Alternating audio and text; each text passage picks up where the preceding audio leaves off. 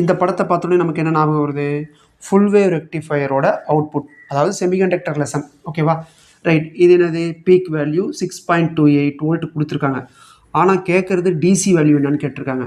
இதே படத்தை செமிகண்டக்டரில் மட்டும் தான் பார்த்துருக்கீங்களா, இல்லை ஆல்டர்னேட்டிங் கரண்ட்லையும் பார்த்துருக்கீங்களா? ஆல்டர்னேட்டிங் கரண்ட்டில் ஆவரேஜ் வேல்யூக்கு பார்ப்போம்.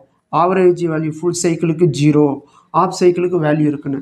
அந்த ஆவரேஜ் வேல்யூ தான் டிசிக்கு ஈக்குவல் இந்த வேவை பொறுத்த வரைக்கும். ஓகேங்களா? சரி, அப்போ அந்த ஆல்டர்னேட்டிவ் கரண்ட் ஆவரேஜுக்கு என்ன ஃபார்முலா?